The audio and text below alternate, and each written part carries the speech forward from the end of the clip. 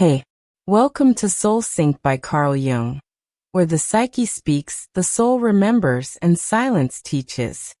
Have you ever wondered why some words, though softly spoken, carry the weight of chains?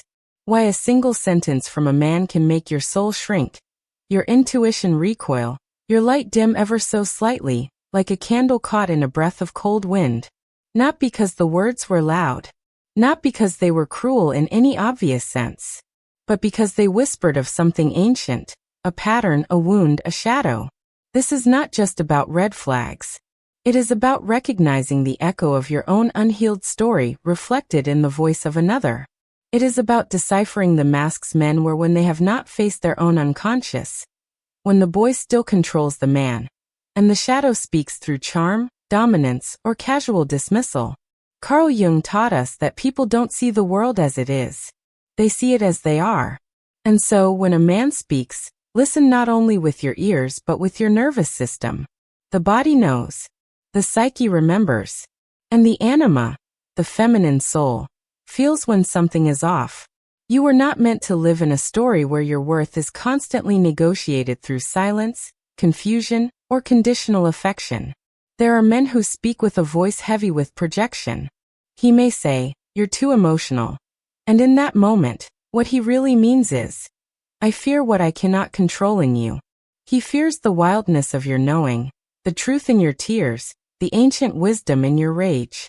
To call a woman too emotional is not a statement of fact, it is a subtle violence. A way of exiling her instinct from the conversation, of making her doubt her sacred compass. It is the first erosion of sovereignty. And if you stay, if you let this slide again and again, you begin to edit yourself for his comfort.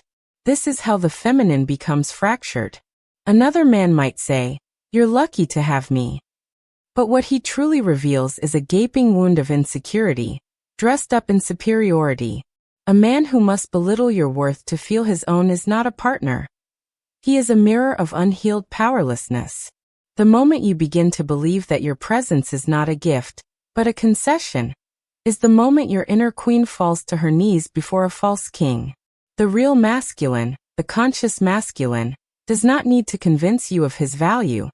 He embodies it. He is a container, not a competitor. He builds alongside you, not above you. Then there is the man who says, "You'll never find someone like me." And perhaps for a split second, fear flickers in your gut. What if he's right? But pause. Breathe. Feel. This is not a prophecy. This is a spell. A fear-based suggestion from someone who believes love is a scarce resource. It is not. Love is abundant. But control is not love. Emotional dependency is not love. The right man will never anchor your loyalty in fear. He will know that your freedom is the proof of your devotion. These phrases are not merely about relationships. They are psychic tests. Initiations. Your unconscious has summoned them because some part of you is ready to awaken. Every time a man says something that wounds, diminishes, or destabilizes you, the universe offers a mirror. Will you recognize your reflection? Will you choose the path of your own becoming? Because here is the truth.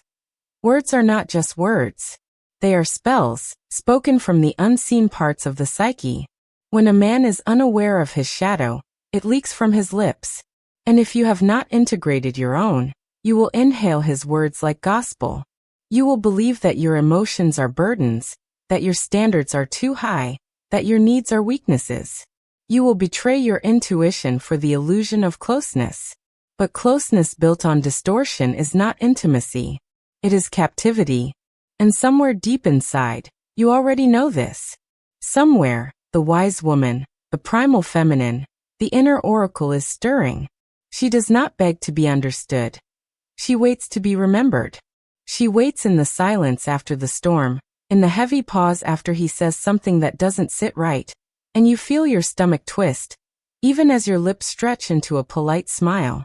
She is there in the moment you lie awake at night replaying his words, wondering if you overreacted, wondering if you're too much or too sensitive. But she knows. She always knows. And she does not speak in logic or justification. She speaks in sensation, in knowing, in dreams. She is the part of you that is ancient, untamed, and unbearably whole. The modern woman is taught to ignore her, to silence the voice that warns, this is not love, this is conditioning. We are told that to have standards is to be difficult, that to walk away is to be cold. But there is a sacred difference between compromise and self-abandonment. One builds a bridge, the other builds a prison. When a man says, you're overthinking it, he isn't just brushing off your concern. He's asking you to question your own mind. He's inviting you to abandon your inner reality and merge with his version of the truth. It is gaslighting dressed in charm, subtle, clean, and deeply disorienting. And if you accept it, if you make yourself small enough to fit his comfort zone, you will lose not just your voice, but your compass. Jung believed that projection is one of the most common operations of the unconscious. A man who tells you that you're overthinking is often a man who cannot face what you're seeing. Your insight threatens his illusion. Your clarity threatens the part of him that is still asleep. But it is not your job to soothe the ego of the unawakened. It is not your task to become less intelligent, less aware, less whole just so someone else doesn't feel exposed. And when he says, you're not like other women, beware. On the surface, it sounds like praise. It sounds like a compliment plucked from the vine of affection. But beneath it lies a darker root, comparison, division, and subtle misogyny. When he puts other women down to lift you up, he is not honoring you, he is using you. He is saying, you are only valuable so long as you remain exceptional, separate, above. And the moment you reveal your humanity, your emotions, your cycles, your truth, the pedestal shatters. To be loved for being not like the others is to be loved conditionally. You are not a novelty. You are not a trophy. You are the whole archetype, the maiden and the mother, the wild woman and the wise one, the lover and the mystic. Do not shrink yourself into a man's fantasy of uniqueness. You are not here to compete with other women. You are here to remember that you are other women. You are every version of the feminine that has ever lived. And in this remembering, you begin to rise. Because what happens when you finally hear those words? Those 5 poisoned petals disguised as flowers, and you do not rationalize them away. What happens when you feel their sting and say no more? That moment, quiet and uncelebrated, is a spiritual rebirth. A turning point. A reclaiming. You are not dramatic for walking away from a man whose words diminish your light. You are not cold for refusing to decode mixed messages or heal him through your patience. You are not arrogant for knowing your worth. You are simply awake. To walk away is not to fail at love. It is to honor it. To say, I will not mistake familiar suffering for connection. I will not call it fate when it's really a wound echoing through time. And when you walk away, when you truly walk away, you do not do it with bitterness or revenge. You do it with reverence. Reverence for the woman you are becoming. Reverence for the peace you protect. Reverence for the generations of women inside you, whispering, thank you. The woman who walks away does not always do so with a dramatic flourish or final cry. Sometimes, it is as quiet as a breath, as subtle as a glance, as simple as no longer answering a message that once made her heart race. And in that stillness there is power. Because she is no longer responding from the child who needed to be chosen. She is moving from the woman who has already chosen herself. There is a sorrow in this awakening. A grief that stretches down into the roots of your being. You mourn the illusions, the sweet lies you once believed because they tasted like safety. You mourn the man who could have been, the fantasy you sculpted from fragments of kindness and charisma. You mourn not just the relationship, but the part of yourself who stayed too long, hoping to be understood. But grief is not weakness. It is initiation. Carl Jung wrote that one does not become enlightened by imagining figures of light, but by making the darkness conscious. To walk away from a man who speaks these things, and to truly see what they mean, is to walk into your own shadow, into the part of you that tolerated too much, that mistook pain for depth, that called longing love.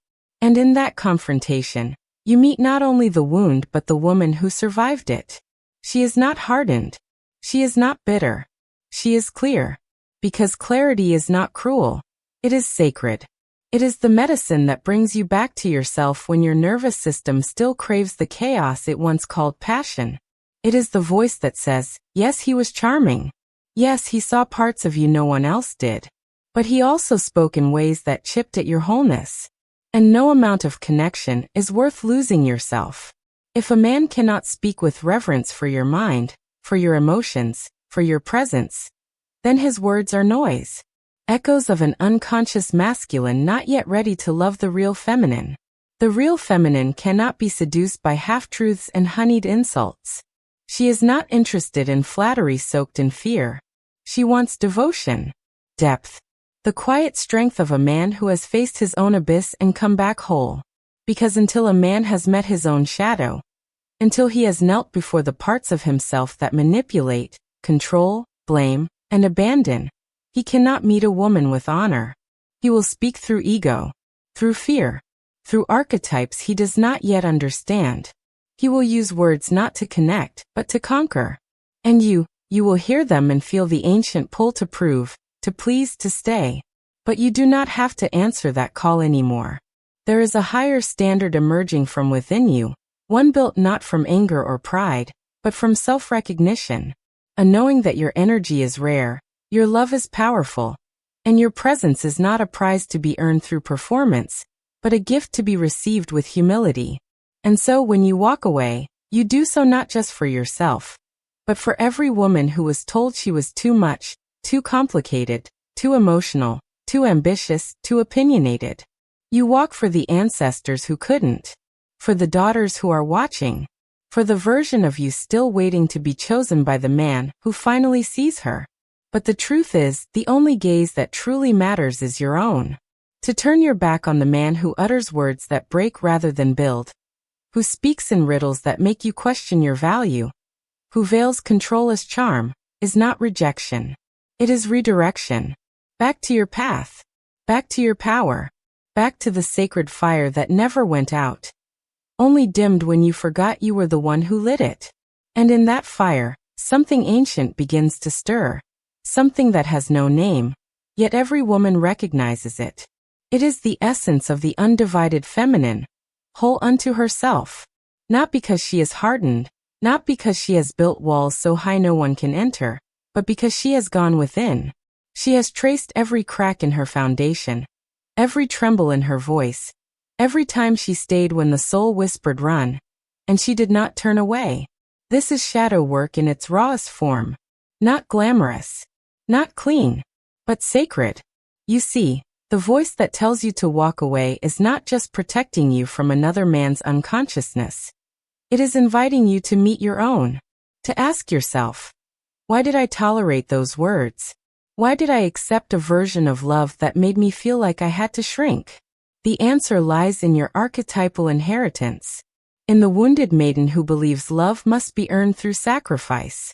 In the inner child who learned to decode tone instead of trusting truth. In the part of you that still feels safer in almost love than in solitude.